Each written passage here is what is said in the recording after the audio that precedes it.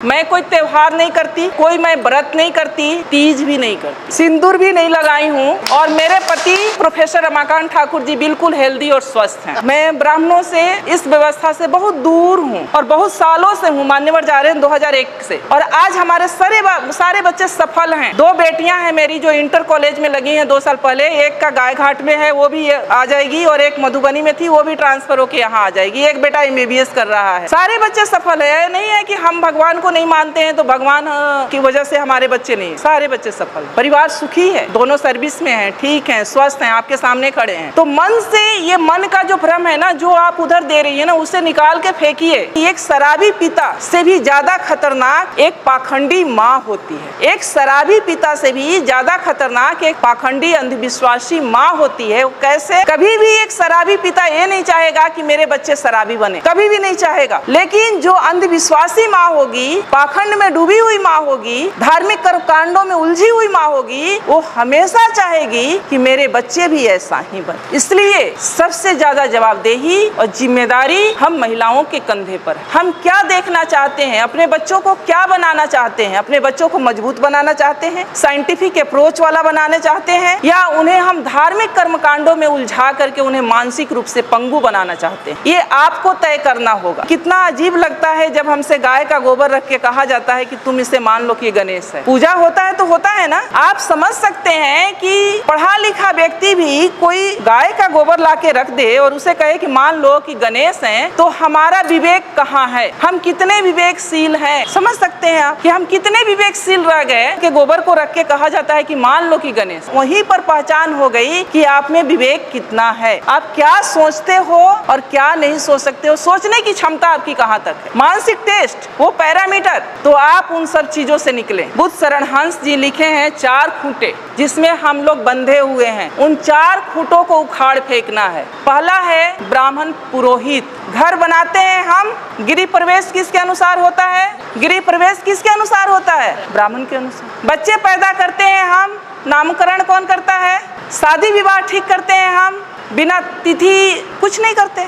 तो वो जानता है, जबकि वो ऐसा है कि वो आपसे हो सकता है कि बिना पढ़ा लिखा ब्राह्मण हो, कुछ नहीं जानता हो, लेकिन वो जैसे नचाएगा आप वैसे नाचेंगे। दूसरा खूंटा है उनके शास्त्र, जो उन्होंने शास्त्र लिखे हैं। वेद है, उपनिषद है, गीता है, महाभारत है, मनुस्मृति है, जिसमें महिलाओं के लिए पता है आप लोग को क्या लिखा है? महिलाएं एक लता की समान है। लता मतलब समझती हैं, जो ये बेल होती है, बेल, तुरई की बेल होती है, लौकी की बेल होती है, उसके समान है। यानी उसमें कोई दम नहीं होता है, कोई शक्ति नहीं होती है, उसको ऊपर चढ़ने के लिए सहारे की जरूरत होती है। उसी तरह से महिलाओं को माना है कि महिलाएं एक लता के समान है, जिसे बचपन में पिता के अधीन, युवावस्था में पति के अधीन और वृद्धावस्था में पुत्र के अधीन रहना चाहिए। आगे कहता है कि महिलाएं नरक की द्वार हैं। कितनी गालियां दी गई है। तीसरा है उनके त्योहार। मैंने अभी कहा कि त्योहार का मतलब होता है तुम्हारी हार। यानी हम जो भी त्योहार मनाते हैं, अगर उसका सही तरीके से विश्लेषण किया जाए तो हम अपने महापुरुषों के हार का जश्न मनाते हैं। कितने नालायक लोग हैं हम लोग। उनके तीर्थ, जो ये तीर्थ स्थल हैं, अब जब खोज हो रहा है, हमारे लोगों ने भी जब खोज की शुरू किया है, तो 99% ये तीर्थ स्थल बुद्ध से जुड़ा हुआ है। ये जो तीर्थ स्थल है वो बुद्ध का है, जहाँ बौद्ध मठ हुआ करता था, और उसको इन्होंने तीर्थ स्थल में कहीं किसी धाम में, कहीं किसी धाम में कन्वर्ट करके धार्मिक स्थल के रूप में प्रचारित कर। तो जो संसाधन, जो पैसा आप लोग खर्च करती है तीर्थ पर, वो पैसा आप लोग खर्च करें अपने बच्चों के पढ़ाई पर। इन्हें उखाड़ फेंको। ये 4 चीजें हैं, और ये 4 चीज से जिस दिन आप उखाड़ देंगी, जिस दिन आप इससे दूर हो जाएंगी, उस दिन से शायद मुझे लगता है कि आपकी तरक्की शुरू हो जाएगी। एक मेरी जैसी ही पढ़ी लिखी लड़की थी, शादी उसकी एक ऐसे परिवार में हो गई जहाँ लोग बहुत धार्मिक विचारधारा के थे। जब वो लड़की शादी करा के अपने घर में जाती है, ससुराल जाती है, तो उसकी सासू माँ कहती है कि गाँव में ही एक मंदिर था, दूसरे तीसरे दिन कि बहू चलो मंदिर में हम पूजा करके आते हैं। अब वो लड़की सोचती है कि हम तो मंदिर को मानते, हम तो भगवान को मानते नहीं है। अब लेकिन सासू माँ से उसके सामने दिक्कत ये है कि 2 दिन की गई हुई बहू सासू माँ को कैसे मना कर दे कि हम मंदिर में नहीं जाएंगे या भगवान को नहीं मानते हैं? ये तो गलत हो जाएगा। वो जाती है सासू माँ के साथ, हाथ में बाल्टी ले लेती है, कुआं होता है आप लोग जानती है मंदिर के पास, जहाँ से पानी लेके, या नल होता है, पानी लेके मंदिर में धुलाई किया जाता है या जल चढ़ाया जाता है। वो जब वहाँ पहुँचती है बाल्टी लेके, तो देखती है कि गाय का मूर्ति बाहर बना हुआ है। वो गाय के थन के नीचे बाल्टी रख देती है, सासू माँ अभी ये गाय दूध देगी तो घर ले चल के खीर बनाएंगे। उसकी सासू माँ हंसने लगती है कि मेरी बहू तो पागल है, पत्थर की गाय कहीं दूध देगी, मैंने तो ये सोचा था कि ये गाय दूध देगी और हम घर में जाके खीर बनाएंगे। वहाँ से बाल्टी उठा लेती है, फिर वो थोड़ा आगे बढ़ती है तो वहाँ पर शंकर जी का मूर्ति लगा रहता है, तो उनके गले में एक सांप फुफकार रहा होता है, तो वो डरने का नाटक करती है और पीछे हट जाती है, सासू माँ से चिपक जाती है। सासू माँ अभी तो ये नाग मुझे डस लेगा। फिर उसकी सासू माँ हंसती है कि क्या वास्तव में मेरी बहू पागल है क्या? ये कहती है कि पत्थर का नाग मुझे डस लेगा, तो कहती है तुम पागल हो गई हो क्या, ये तो पत्थर का है, ये क्या तुम्हें डस सकता है? सासू माँ उसको अंदर ले जाती है जहाँ एक देवी की मूर्ति रहती। फिर उसकी सासू माँ कहती है कि बेटा देवी के चरणों में ये सब चढ़ा के देवी से आशीर्वाद ले लो, ये माँ बहुत आशीर्वाद इनका फलीभूत होता है, तुम आशीर्वाद ले लो। जब ये बात उसकी सासू माँ कहती है तब वो लड़की कहती है, अपने सासू माँ के चरणों में गिर जाती है, कहती है कि माँ पत्थर की गाय अगर दूध नहीं दे सकती और एक बाघ भी बाहर बना हुआ था उसे भी देख के डरी थी, पत्थर का बाघ मुझे खा नहीं सकता, पत्थर का नाग मुझे डस नहीं सकता, तो ये पत्थर की देवी मुझे आशीर्वाद भी नहीं दे सकती। मेरी देवी आप हो और मैं तो आपकी सेवा करूंगी और मुझे तो आपका आशीर्वाद चाहिए। कि जो समाज ये कहता है कि हम सब हिंदू हैं और हिंदू आज खतरे में हैं, इसलिए हम सबको इकट्ठे होकर रहना चाहिए, जुड़ कर रहना चाहिए, वही समाज क्योंकि वो शीर्ष पर बैठा हुआ है, सारी व्यवस्थाओं की बागडोर उसके हाथ में है, फूले जैसे पिक्चर को जनसाधारण के बीच में दिखाने से गुरेज कर रहा है। तो मेरा एक सवाल है, क्या महात्मा ज्योतिबा फूले और सावित्री बाई फूले जिनके जीवनी पर ये पिक्चर बना है, क्या वो हिंदू नहीं थे? क्या वो हिंदू व्यवस्था को नहीं मानते थे? और अगर वो हिंदू व्यवस्था को मानते थे, हिंदू थे, तो फिर इस पिक्चर को जनसाधारण के बीच दिखाने से गुरेज क्यों? ये एक बहुत बड़ा सवाल है जो सिर्फ मेरे नहीं, जो लोग आज एक झंडे के नीचे एकत्र होने के लिए हिंदुत्व के नाम पर मरे जा रहे हैं, उनको सोचने वाली बात। सावित्री बाई फूले और ज्योतिबा फूले एक ऐसा नाम है जिन्होंने आपको आज इस स्थिति में बैठने का हक दिया। अगर मैं आज एक प्रोफेसर हूँ तो इसका भी श्रेय ज्योतिबा फूले और माता सावित्री बाई फूले को जाता है, क्योंकि अगर वो ये प्रयास नहीं किए होते तो हम महिलाएं ना कोई डॉक्टर बनता, ना इंजीनियर बनता, ना प्रोफेसर बनता। सिर्फ महिलाएं ही नहीं, कोई भी SC ST OBC का व्यक्ति और सभी वर्ग की महिलाएं, मैं कहती हूँ कि महिलाओं का मतलब सिर्फ SC ST OBC की नहीं बल्कि सामान्य वर्ग की भी महिलाएं, सभी वर्ग की महिलाएं, आज जो कुछ भी हैं हम लोग, वो हम माता सावित्री बाई फूले और ज्योतिबा फूले की देन है। रही उनके संघर्ष की बात तो मैं बता दूं कि माता सावित्री बाई फूले जब मात्र 7 वर्ष की थी तब उनके हाथ एक इंग्लिश की किताब लगी, अंग्रेजी की बुक लगी और उसके पन्ने पलट रही थी। इतने में उन पर नज़र उनके पिता की पड़ती है और वो उनके हाथ से किताब छीनकर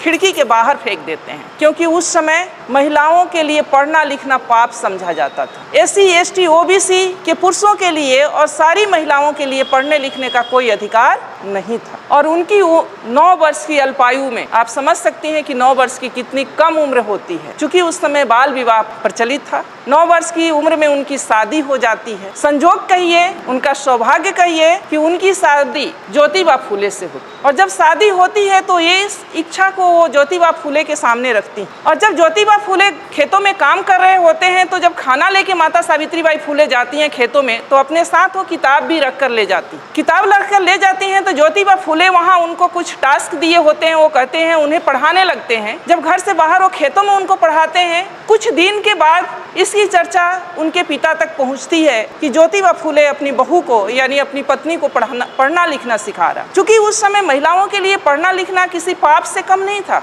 पढ़ने लिखने का कोई अधिकार नहीं था महिलाओं को। तो उनके पिताजी इस पे नाराजगी व्यक्त करते हैं कि अच्छी बात नहीं है, आप सावित्री को पढ़ाओ लिखाओ नहीं बेटा, घर का काम काज करने दो बहू को, ये अच्छी बात नहीं है, क्योंकि जब तुम ऐसा करोगे तो अपने जाति बिरादरी के लोग या समाज के लोग इसका विरोध करेंगे। लेकिन ज्योतिबा फूले नहीं मानते। वो शुरू से इस व्यवस्था को चूंकि बहुत करीब से वो देखे थे। वो भी घटना आप लोग को पता होगा कि जब वो अपने एक दोस्त के सवर्ण दोस्त के शादी में जाते हैं पगड़ी बांध करके, और वहाँ पर जब वो व्यक्ति एक उस वर्ग का व्यक्ति, उस जाति का व्यक्ति ये कहता है कि ये OBC का व्यक्ति हमारी जाति की शादी में क्या कर रहा है, उन्हें अपमानित किया जाता है, तब उनको समझ में आता है कि शिक्षा कितनी जरूरी है और शिक्षा के बाद भी बहुत कुछ नहीं बदलने वाला। फिर वो प्रण करते हैं कि नहीं चाहे जो हो जाए लेकिन मैं सावित्री को पढ़ाऊंगा कहूंगा जो बातें यही नहीं रुकती है। एक दिन उनके पिता उनके सामने एक शर्त रखते हैं कि या तो बहू को यानी सावित्री को पढ़ाना लिखाना छोड़ दो या तो मेरा घर छोड़ दो। उस समय सावित्री बाई भी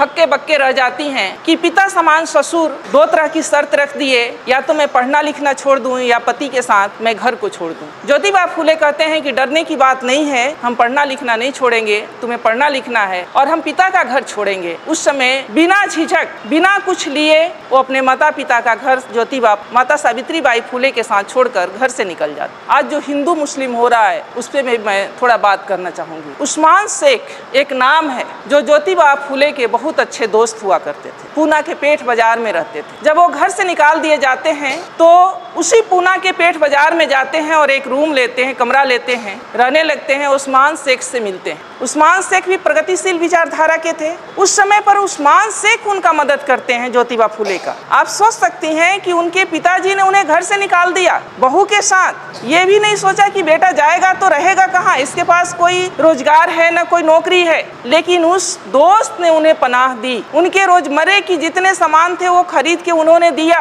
अपने घर का एक कोना उन्हें स्कूल खोलने के लिए दी और वहाँ पर वो स्कूल खोलते। सावित्रीबाई फूले का पढ़ाई लिखाई जारी रहता है। उस्मान शेख जी की एक बहन होती हैं फातिमा शेख, वो और सावित्रीबाई फूले फिर उनकी चिंता बढ़ती है, इसीलिए वो सावित्रीबाई फूले को पढ़ा रहे थे कि ताकि लड़कियों को पढ़ाने में सुविधा हो जाए। वो अपने समाज में SC ST OBC और महिलाओं के लिए शिक्षा का अलख जगाना चाहते थे। दोनों ने मिलकर स्कूल खोला।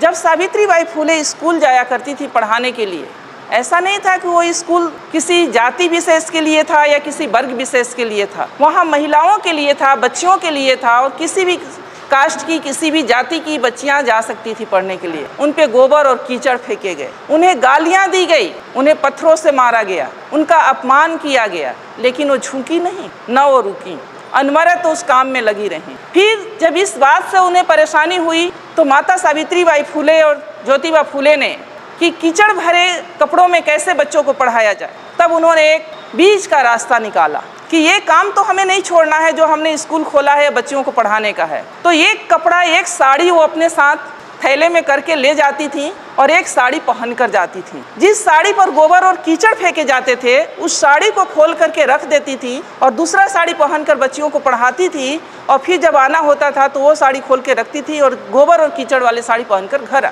आप सोच सकती हैं कि वो महिला जिनके कोई औलाद नहीं थे, सावित्रीबाई फूले के कोई अपने बच्चे नहीं थे, अपने संतान नहीं थे, इसके बावजूद भी उन्होंने इतना अपमान क्यों झेला दूसरी लड़कियों को पढ़ाने।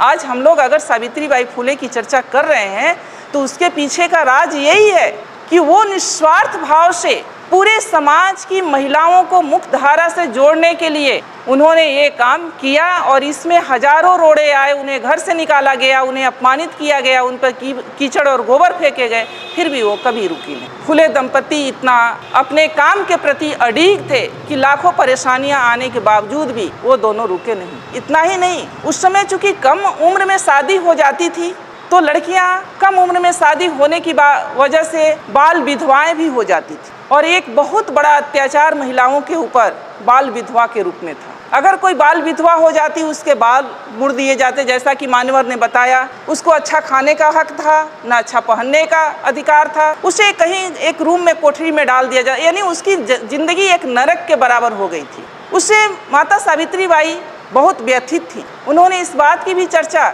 ज्योतिबा फूले से की और उन दोनों ने मिल करके एक बाल विधवा आश्रम खोले, जहाँ जो उपेक्षित बाल विधवाएं हैं या जो वैसी बाल विधवा जो माँ बनने वाली हैं किसी कारण से और समाज उनको या परिवार उनको स्वीकार नहीं कर रहा है, वो वहाँ आकर अपनी बच्चों को जन्म दे सकती थी। इतना बड़ा काम उन लोगों ने सिर्फ और सिर्फ समाज के लिए किया। और आज हमने जैसा कि कहा कि पढ़ने लिखने का जो अधिकार मिला, अगर ज्योतिबा फूले नहीं होते, सावित्रीबाई फूले नहीं होती तो छत्रपति साहू जी महाराज नहीं होते, छत्रपति साहू जी महाराज नहीं होते तो फिर बाबा साहब भी नहीं होते और बाबा साहब नहीं होते तो ये संविधान नहीं होता, ये संवैधानिक अधिकार नहीं होता और आज हम यहाँ बोल नहीं रहे होते, आप लोग यहाँ सुन नहीं रहे।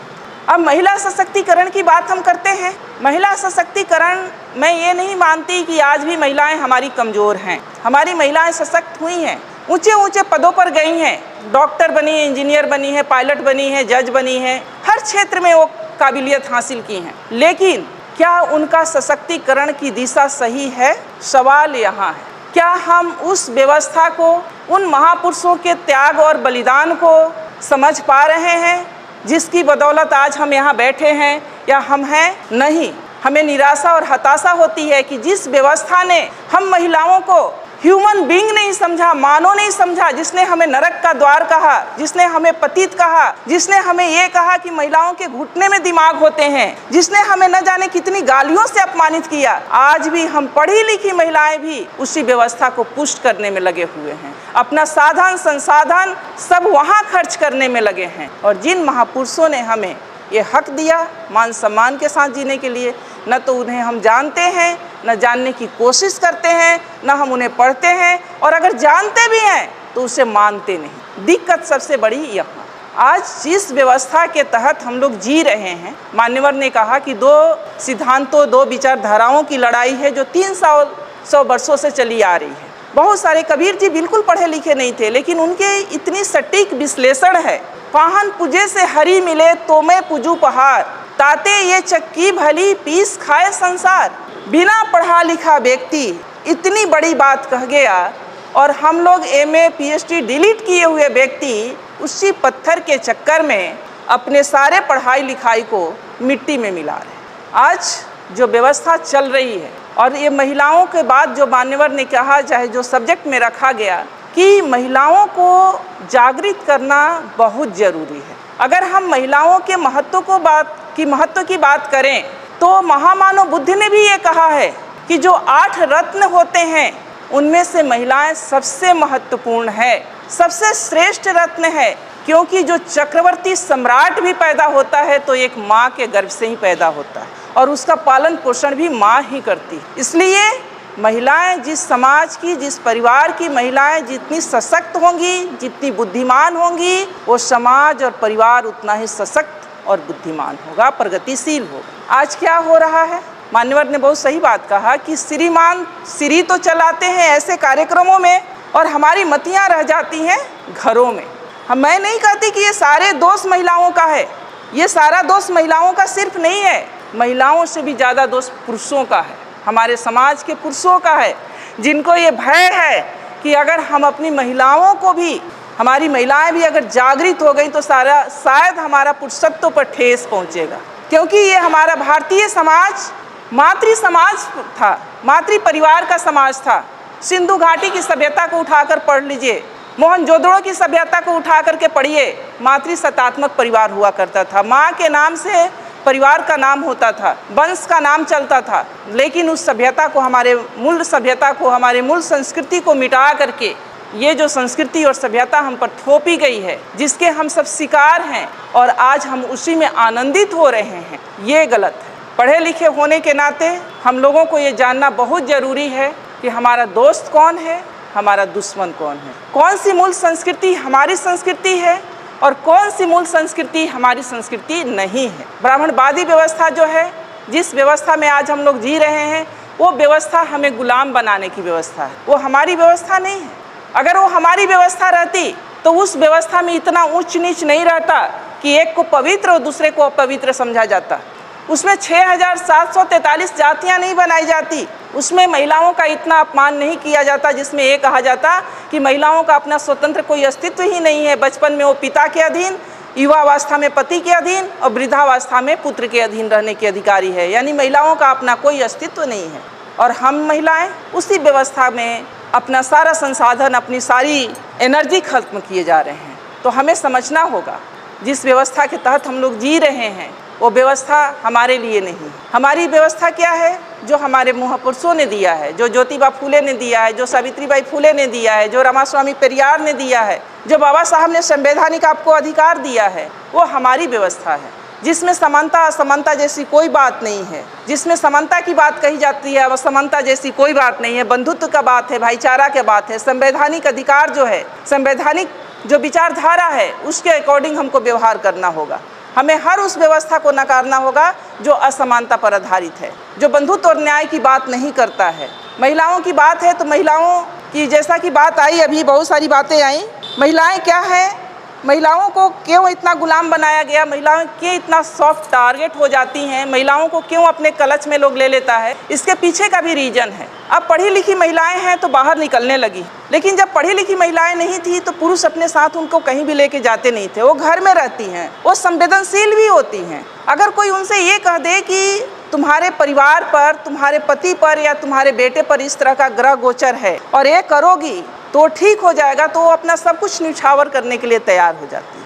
और इसी उसके मनोविज्ञान का फ़ायदा हमारे दुश्मनों ने उठाया। मैं आपसे एक सवाल करती हूँ कि जो माँ, यहाँ बिहार में एक कल्चर है कि चाहे वो महिला बिल्कुल बेड पर हो, बेड रेस्ट में हो, डॉक्टर ने उसे मना कर दिया हो हर चीज़ से, फिर भी अगर वो जिंदा है तो वो ज्योतिया व्रत नहीं छोड़ती हैं। ऐसा है ना, ज्योतिया करेंगी ही करेंगी, क्योंकि कहा जाता है कि ये ज्योतिया जो है वो बच्चे के लिए है। तो जो माँ या जो महिला इतना 24 घंटे का बिना पानी के, बिना अपने बच्चे के सलामती के लिए व्रत कर सकती है, क्या उस महिला को झकझोर दिया जाए और बता दिया जाए कि असली तुम्हारी संस्कृति क्या है, तो क्या वो अपने बच्चे के उन्नति के लिए वो स्वीकार नहीं करेगी? जरूर करेगी।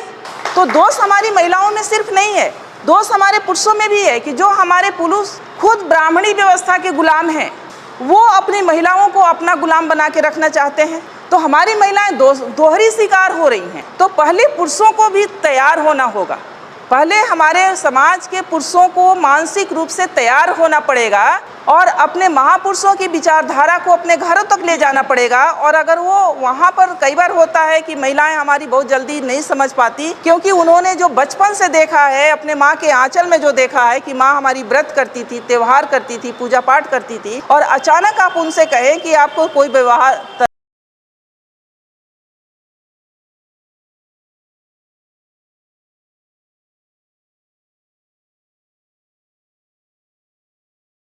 नहीं लेकर जा सकते हैं, तो आप पतली पतली किताबें आती हैं, उस तरह की किताबों को उनको देना चाहिए ताकि वो पढ़ें।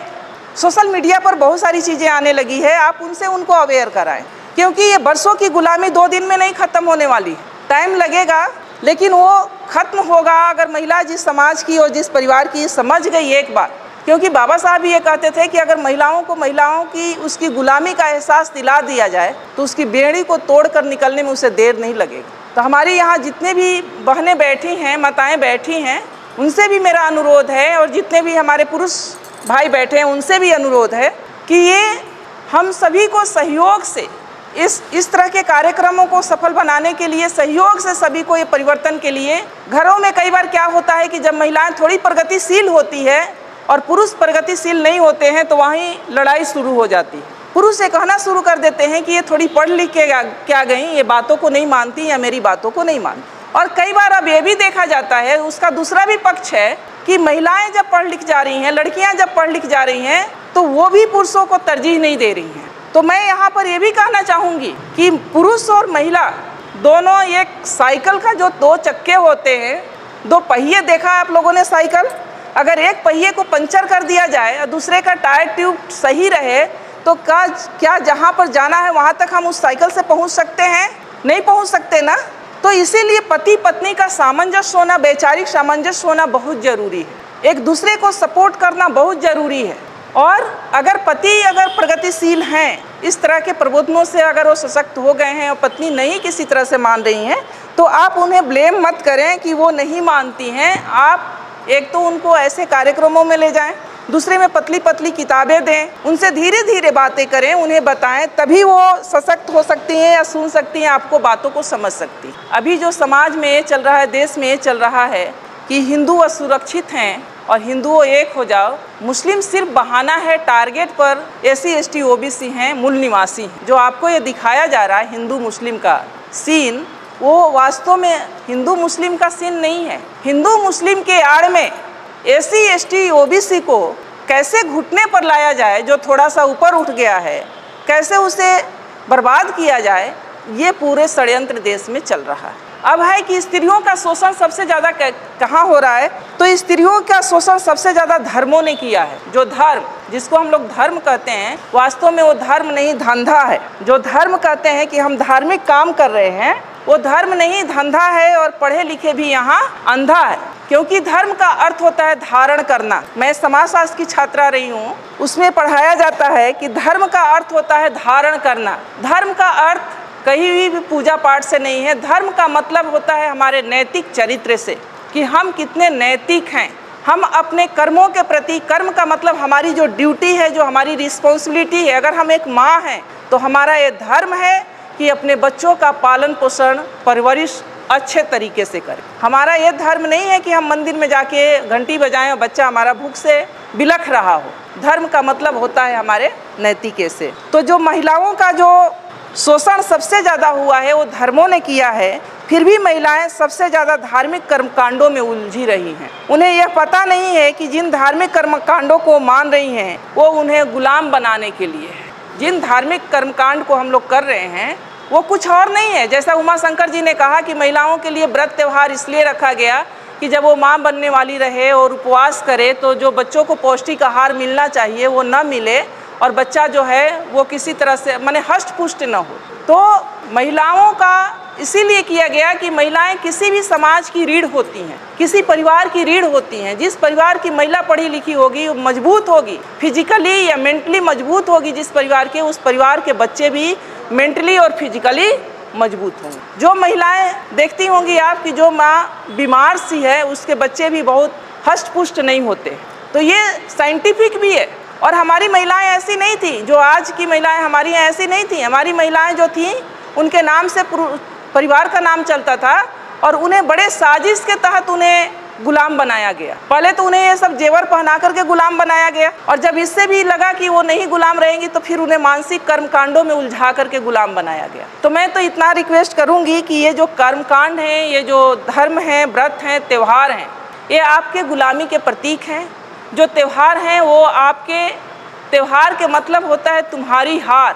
यानी ये सब हम लोग जो त्यौहार मनाते हैं वास्तव में हिंदू पर्व त्यौहार, वो हम अपने ही पूर्वजों की हार का जश्न मनाते हैं। हम लोग अपने ही पूर्वजों के हार का जश्न मनाते हैं। और कहा गया है कि एक शराबी पिता से भी ज़्यादा खतरनाक एक पाखंडी माँ होती है। एक शराबी पिता से भी ज़्यादा खतरनाक एक पाखंडी अंधविश्वासी माँ होती है। वो कैसे? कभी भी एक शराबी पिता ये नहीं चाहेगा कि मेरे बच्चे शराबी बने, कभी भी नहीं चाहेगा।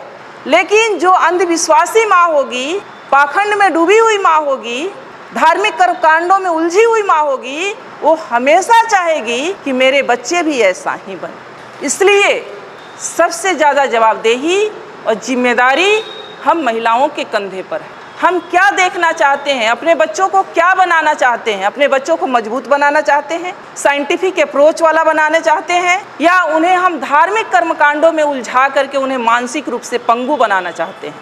ये आपको तय करना होगा। अगर कोई भी माँ, मैं उदाहरण हूँ, कोई भी माँ अगर चाह ले कि मुझे अपने बच्चे को ऐसा बनाना है तो मैं चाहती हूँ कि दुनिया की कोई भी ताकत उसे रोक नहीं सकती। अगर जो माँ अगर ठान ले कि मुझे अपने बच्चे को कैसा बनाना है, अगर चाह ले कि मुझे अपने बच्चे को एक सफल, सशक्त, मजबूत बनाना है मानसिकता वाला, तो कोई भी दुनिया की ताकत उसको डिगा नहीं सकती। लेकिन कैसे वो बच्चा बनेगा? जब माँ ही उलझी रहेगी, माँ को देखेगा कि माँ हमारी मंदिर में घंटी बजा रही है, तो बच्चा अपने पर कैसे विश्वास, बच्चे को भी यही विश्वास होगा कि जब तक ये भगवान जी नहीं चाहेंगे हम कुछ नहीं बनेंगे। मैं ये नहीं कहती हूँ कि आप लोग एकदम पूजा पाठ को छोड़ दीजिए, लेकिन मैं एक छोटी सी कहानी आप लोग के सामने कहूँगी। एक मेरी जैसी ही पढ़ी लिखी लड़की थी, शादी उसकी एक ऐसे परिवार में हो गई जहाँ लोग बहुत धार्मिक विचारधारा के थे। जब वो लड़की शादी करा के अपने घर में जाती है, ससुराल जाती है, तो उसकी सासू माँ कहती हैं, वैसे भी अमूमन होता है कि गांव में ही एक मंदिर था, दूसरे तीसरे दिन कि बहू चलो मंदिर में हम पूजा करके आते हैं। अब वो लड़की सोचती है कि हम तो मंदिर को मानते, हम तो भगवान को मानते नहीं हैं। अब लेकिन सासू माँ से उसके सामने दिक्कत ये है कि 2 दिन की गई हुई बहू सासू माँ को कैसे मना कर दे कि हम मंदिर में नहीं जाएंगे या भगवान को नहीं मानते हैं, ये तो गलत हो जाएगा। वो जाती है सासू माँ के साथ, हाथ में बाल्टी ले लेती है, कुआं होता है आप लोग जानती हैं मंदिर के पास, जहाँ से पानी लेके, या नल होता है, पानी लेके मंदिर में धुलाई किया जाता है या जल चढ़ाया जाता है। वो जब वहाँ पहुँचती है बाल्टी लेके, तो देखती है कि गाय का मूर्ति बाहर बना हुआ है। वो गाय के थन के नीचे बाल्टी रख देती है। सासू माँ अभी ये गाय दूध देगी तो घर ले चल के खीर बनाएंगे। उसकी सासू माँ हंसने लगती है कि मेरी बहू तो पागल है, ये पत्थर की गाय कहीं दूध देगी? बोली अरे मैंने तो ये सोचा था कि ये गाय दूध देगी और हम घर में जाके खीर बनाएंगे। वहाँ से बाल्टी उठा लेती है, फिर वो थोड़ा आगे बढ़ती है तो वहाँ पर जो शंकर जी का मूर्ति लगा रहता है तो उनके गले में एक सांप फुफकार रहा होता है, तो वो डरने का नाटक करती है और पीछे हट जाती है, सासू माँ से चिपक जाती है। सासू माँ अभी तो ये नाग मुझे डस लेगा। फिर उसकी सासू माँ हंसती है कि क्या वास्तव में मेरी बहू पागल है क्या? ये कहती है कि पत्थर का नाग मुझे डस लेगा। तो कहती है तुम पागल हो गई हो क्या? ये तो पत्थर का है, ये क्या तुम्हें डस सकता?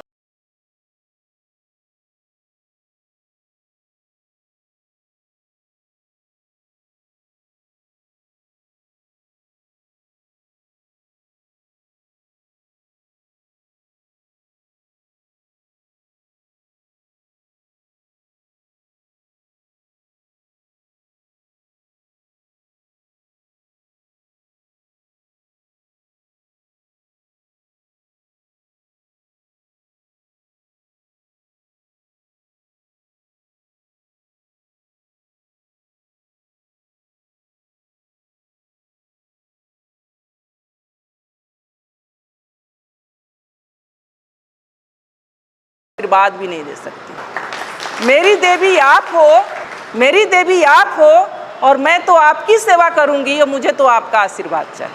आज समाज में क्या हो रहा है, मैं महिलाओं को थोड़ा आईना दिखाना चाहूँगी।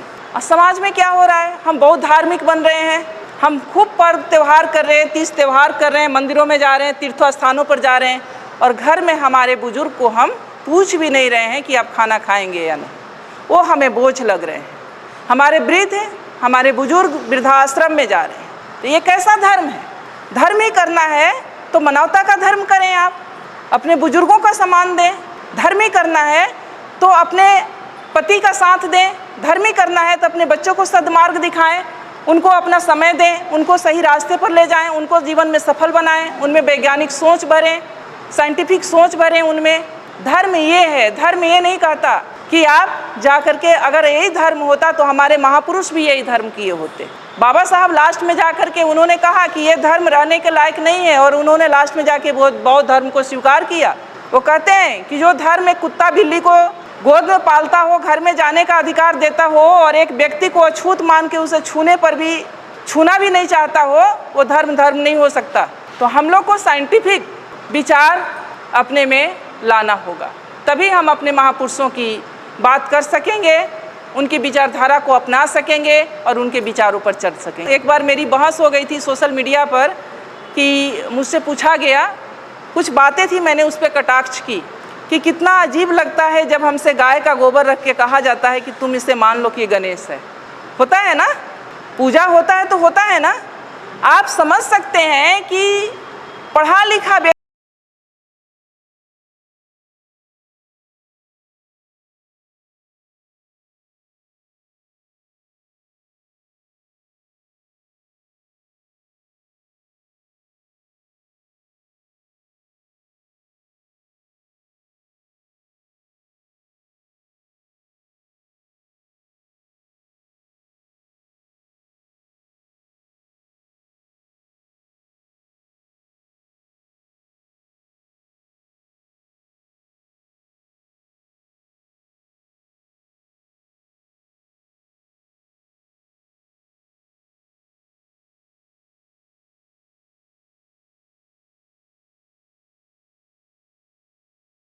पतली सी किताब AIS हैं, ये कोई साधारण व्यक्ति नहीं है, समझ सकते हैं आप लोग। बुद्ध शरण हंस जी लिखे हैं 4 खूंटे जिसमें हम लोग बंधे हुए हैं, उन 4 खूंटों को उखाड़ फेंकना है। अगर वास्तव में अपने महापुरुषों के प्रति थोड़ी सी भी हम लोगों की अंदर श्रद्धा है तो करना पड़ेगा, तभी हम, क्योंकि जब तक हमारे इस मन मस्तिष्क में कुछ लिखा हुआ है, जब ब्लैक बोर्ड देख रहे हैं, जब तक ब्लैक बोर्ड पर लिखा हुआ है, दूसरी चीज़ तब तक नहीं लिखी जा सकती जब तक कि उसको साफ न किया जाए। बिना साफ किए दूसरी चीज़ नहीं लिखी जा सकती। तो ये जो 4 खूंटे हैं उससे आपको उखाड़ना होगा।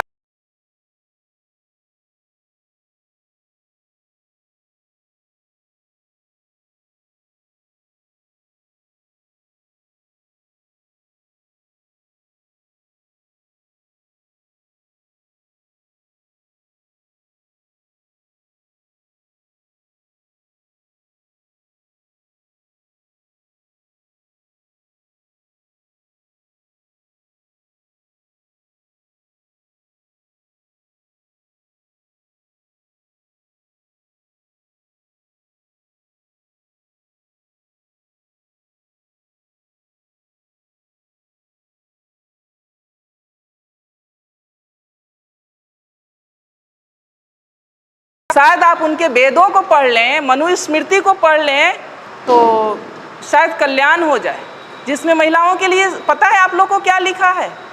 महिलाएं एक लता की समान है। लता मतलब समझती हैं, जो ये बेल होती है, बेल तुरई की बेल होती है, लौकी की बेल होती है, उसके समान है। यानी उसमें कोई दम नहीं होता है, कोई शक्ति नहीं होती है, उसको ऊपर चढ़ने के लिए सहारे की ज़रूरत होती है।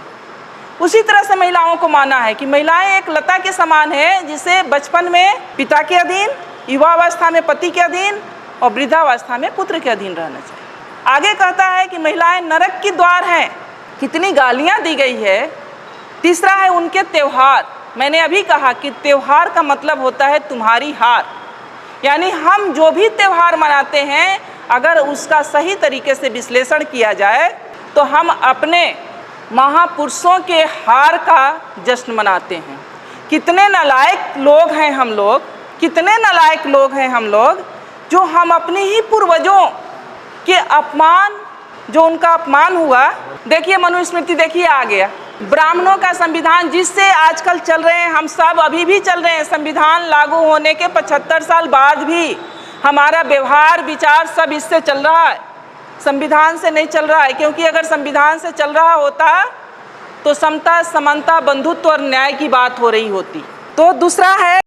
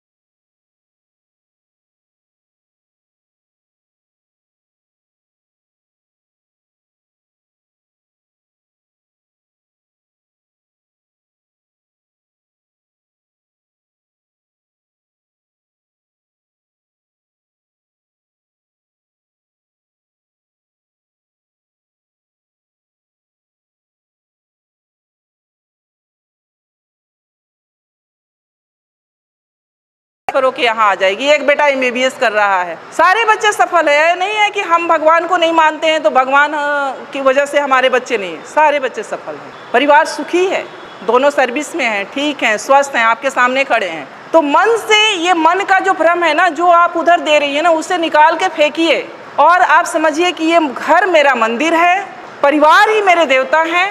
मेरे बुजुर्ग जो हैं, मैं ये मानती हूँ कि जो हमारे बुजुर्ग हैं, माता पिता, सास ससुर, जब तक मेरे ससुर जी जिंदा रहे, हस्बैंड आते थे या नहीं आते थे, मेरा निजी मामला है, लेकिन कभी कभी कहना पड़ता है।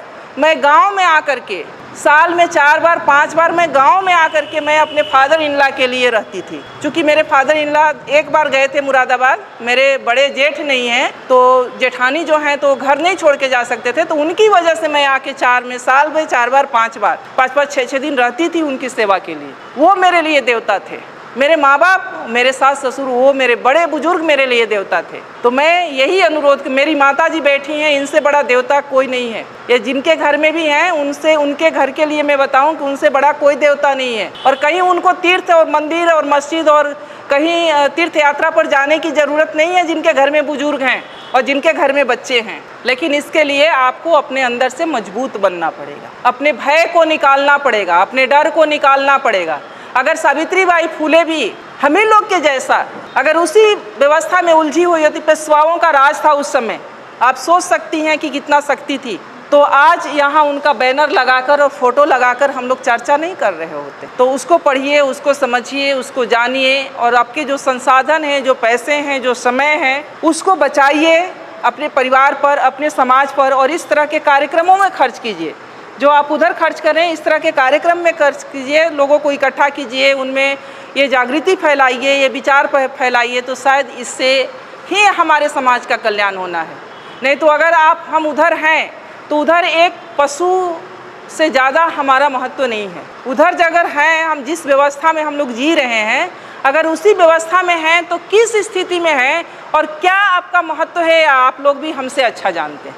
SC ST OBC के लिए क्या कहा गया है, उसको पढ़ने लिखने का अधिकार नहीं है, उसको संपत्ति रखने का अधिकार नहीं है, उसको अच्छा कपड़ा पहनने का अधिकार नहीं है, अच्छे मकान में रहने का अधिकार नहीं है।